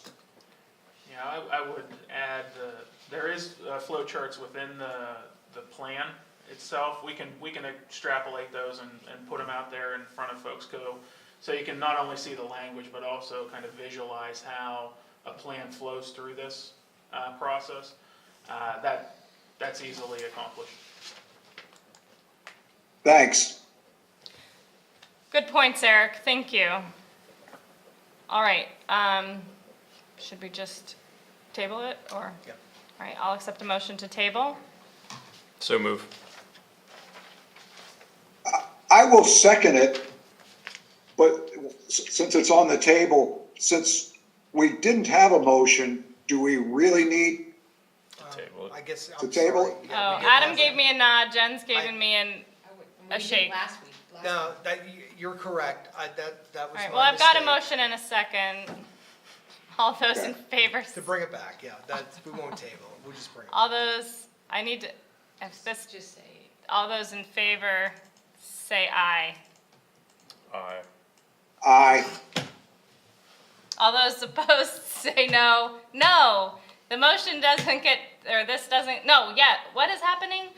If this doesn't get tabled, can we bring it back or no? My comment, I believe, only means You that if didn't we wanna pass this table it. motion, we But we- technically but have you to have a seconded motion it. to untable it, I believe, at the next Eric, meeting. Eric is correct? correct. Oh, that's I what got it is. ahead of myself. Okay, Yes. we had no motion, so there wasn't a need for us to table this. Oh, If we do because there table it, was then we no have to motion. Because there untable it. was no Okay, motion. scratch. So we're just going to past. bring this back on the 15th. And Are we nobody good? has, Are we good and clear? and I think we're good. Well, the motion didn't pass because you said no. I didn't That's want it to true. pass, but I Yeah. also didn't want it to go away into nothing. But we're good. We got it Okay. covered. The motion didn't pass because it didn't need to. Great, And now we're just going to bring it back. super.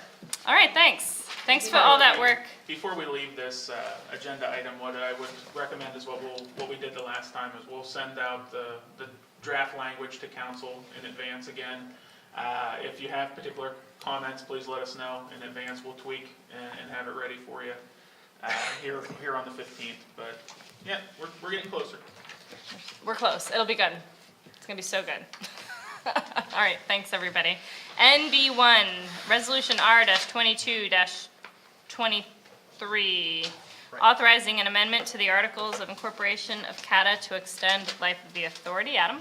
Yep, very quickly, this is a request from CATA, as they are organized under the Pennsylvania Municipality Authorities Act. Their original charter, if you will, or articles of incorporation are good for a 50-year period. In the upcoming couple of years, CATA will be approaching that 50-year life cycle, and this is a request for College Township to support, in essence, a reauthorization of their incorporation for another 50 years. This is something that's similar to what we had done a number of years ago for the College Township Industrial Development Authority. It is a somewhat perfunctory requirement, and as such, and because of the amount of time that it takes to gain that reauthorization of their articles of incorporation, they're getting an early start on it, because I believe it's 2024 when the 50-year original life cycle for CATA actually expires. So this would actually extend the authority's life through 2072. So I would recommend that council authorize our resolution R-2223 as part of the coalition to extend the life of CATA for another 50 years. All right, So moved. Second. all those in favor, discussion, any discussion? Seeing none, all those in favor say aye. Aye. Aye. And opposed, say no. All right, motion carries. NB1, done. NB2, Climate Action and Adaptation Plan Review. Mr. Bloom. All right, give me 1 second here. I know, we move so fast. Is it adaptation or adaption? Oh, it's adaptation. Okay. Okay, so per the memo, the Center Region Climate Action Adaptation Plan, which I have misspelled in the memo. Blast. Not in the regarding part. Yeah. I have that misspelled in there, so I apologize for that. Was adopted by COG General Forum just over a year ago at this point.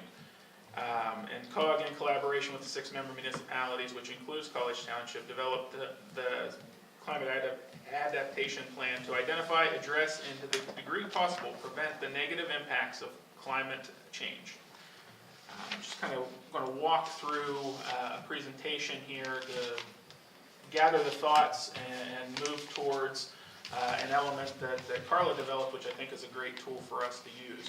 So the purpose of tonight's discussion, and actually the purpose of what I think will be a series of discussions over time with council, is first to provide feedback to the COG Climate Action and Sustainability Committee on the climate action and adaptation plan, specifically the goals, objectives, and actions. While this has already been adapted, I believe the group is looking at this as a living document and something that will continue to evolve over time. And specific to that, what municipal approaches are being taken to the implementation of the plan.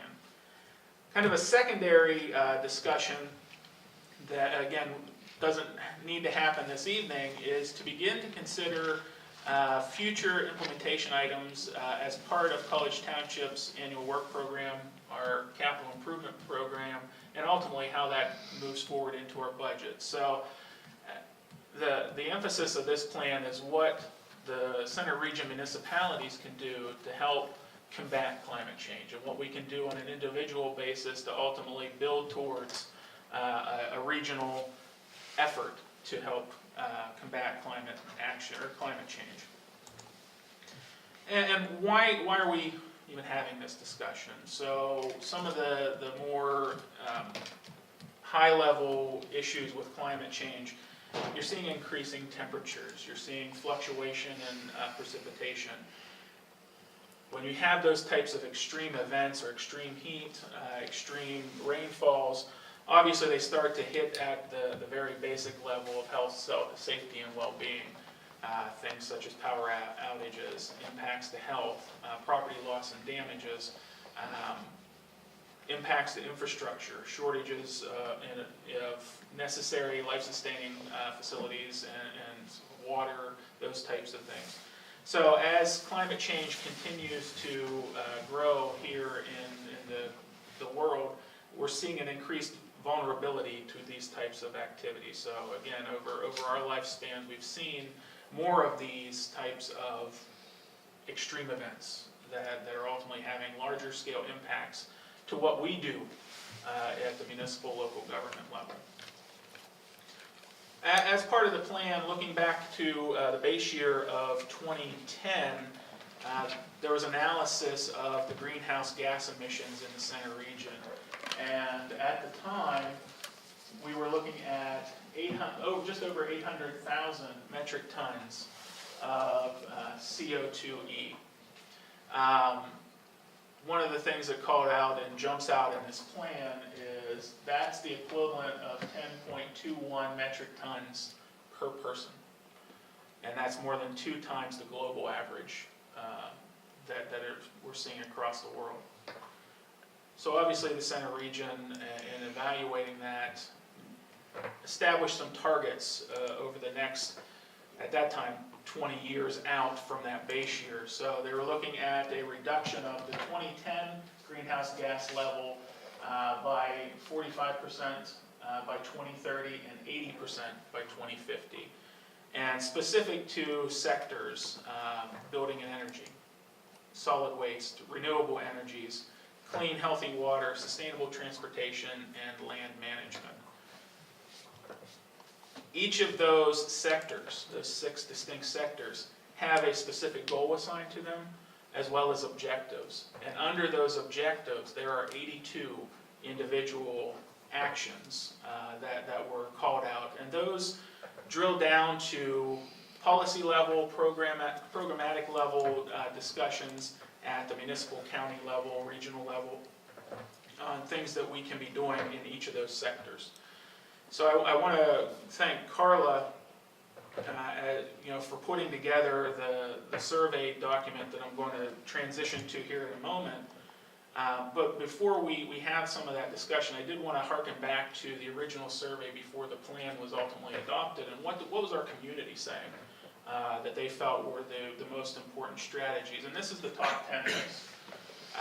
Identifying high priority conservation lands, incentivizing new buildings to be more efficient, use of green infrastructure to better manage impacts of stormwater, improve walking conditions. We're working on that, you know. Expand and initiate organics programs, expand and connect bike networks. Again, a lot of these fit into things that we're talking about, and the discussion that Bill had earlier fit kind of hand in glove. Educate and incentivize sustainable landscaping practices, education programs for conservation and renewables, provide waste audit services to businesses, and finally, promote energy audits and funding for increased efficiencies. That's what came out of the community in that survey back in the spring of 2021. And where we stand now, again, fast forward a year, is this plan's been out there. We've been making incremental steps to ultimately implement the plan. Now's the time to reflect on it. Take a look back and analyze kind of where we were from a goal and objective standpoint, and also analyze from our perspective and your respective seats and staff's respective seats here at College Township, what we're doing and what we can be doing in the future to continue this implementation of this plan. And that leads into the survey that Carla had put together and that was sent out as part of this agenda packet.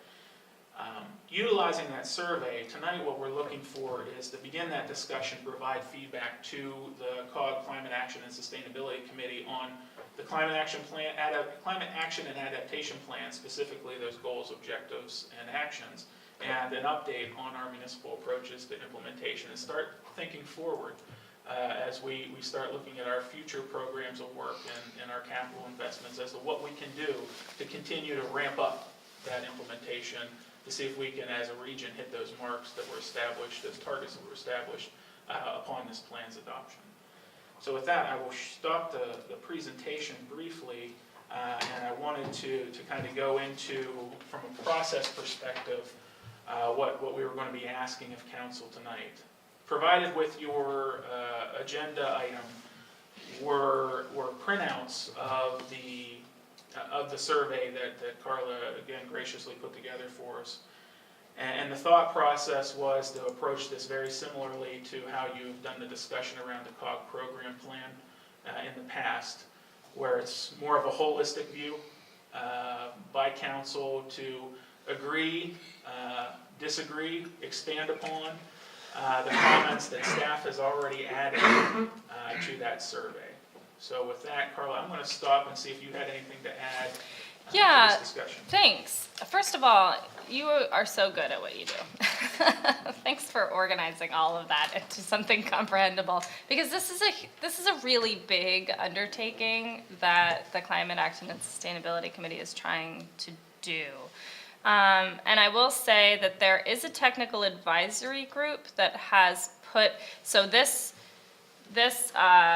sort of Google Sheets survey, what is actually just a modification of what the technical advisory group put together as all of the recommendations.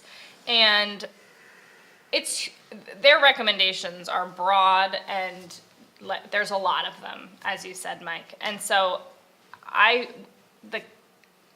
elected officials, what I'm hoping that we can provide back is a litmus test for the tag to say, okay, these are the types of things that either A, we're doing, I put we have is actionable but difficult, there's really no elected official support or community support for this. There were a few, I gave an array of options for staff to choose from, everything from, yep, already doing it, to no way, no how. And so what I'm hoping out of this is the very first bite at the apple.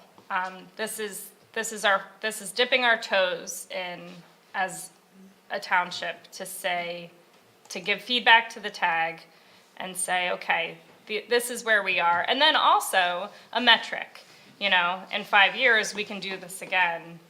and see where it is. Hopefully, it'll be a little cleaner at that time, because some of these things will have either adjusted to fit municipal government a little bit better, or will have gone away altogether because they realize, oh, that's not necessarily a government thing, maybe. That's maybe more of a business sector type item kind of area. I think that's important. It was one of my initial reactions in reviewing things, is there are items in here that very well fit in what municipal government can do.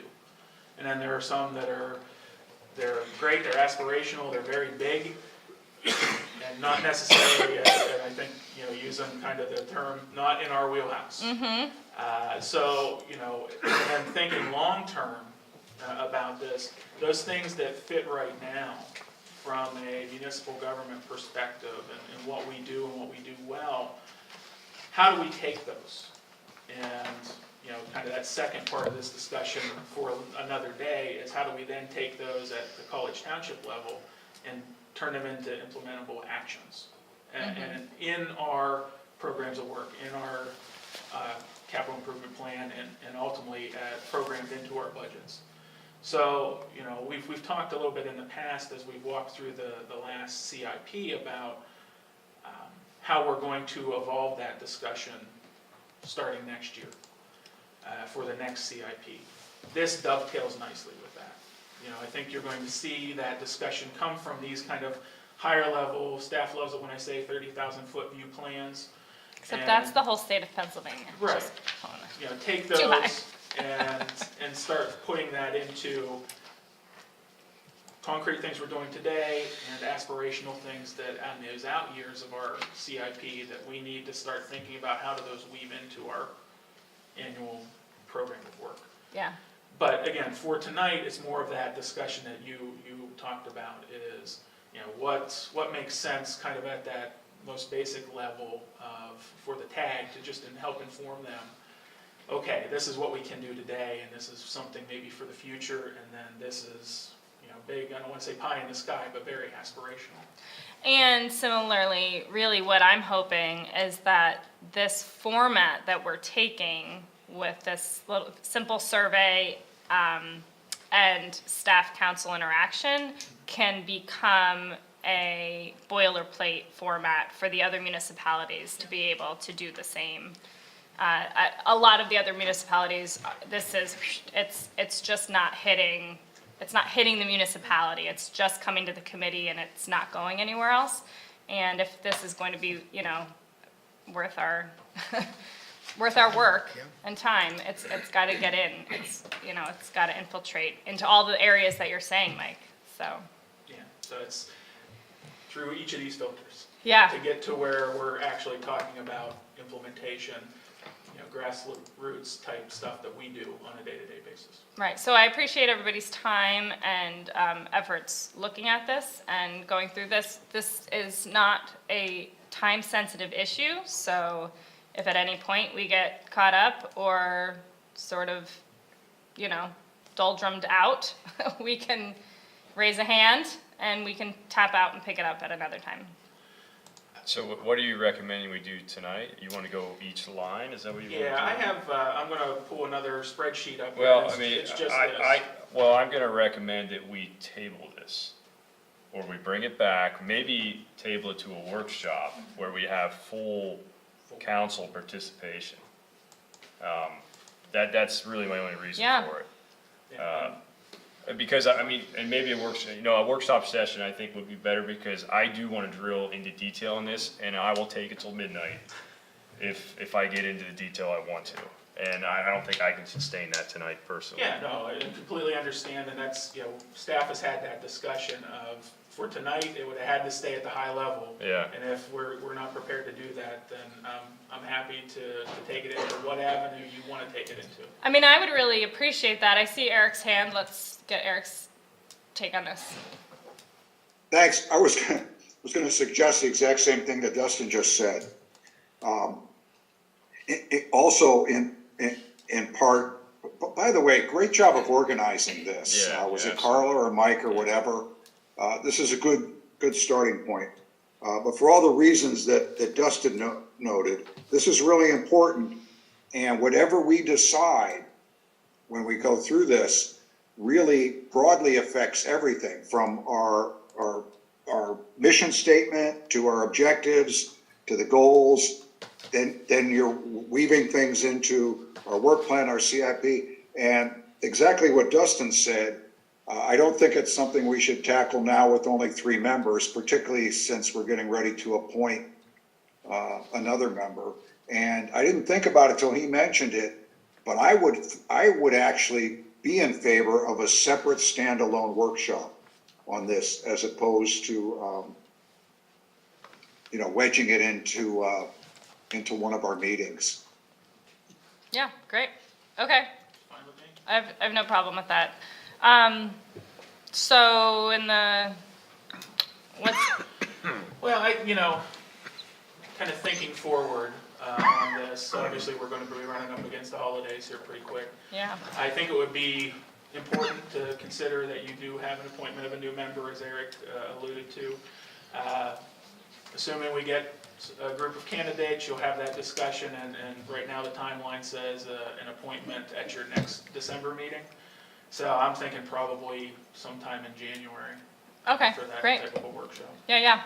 And I reached out to Pam about this just to make sure we're not hitting up against any deadlines. And they've got, I think that, the TAG is working behind the scenes, the technical advisory group.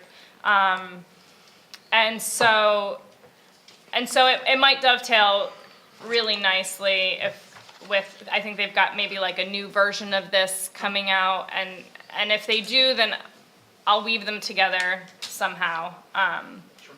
So we'll just keep the lines of communication open. But January would be nice. I wouldn't want it to go out Yeah, I agree. infinitively. Yeah, and that's my reservation. I don't really want to kick it down the road too far. Yeah, my hope and just in making that suggestion is then you have a full council with the Right. new appointee there and can have that discussion. And then it bleeds right into the discussion of the CIP, which frankly, I'm going to want to try to start a little early because we want to try to do things a little bit differently this time. Maybe not wholesale, but a little differently. And this dovetails nicely. It's kind of a good, to use your term, a litmus test on what's bouncing around between my ears at the moment about how to take CIP in a little bit different direction. Great. Yeah, this could fundamentally change the way we approach everything, right? I mean, that's what it's intended to do. Yeah. It's intended, right. Okay, super.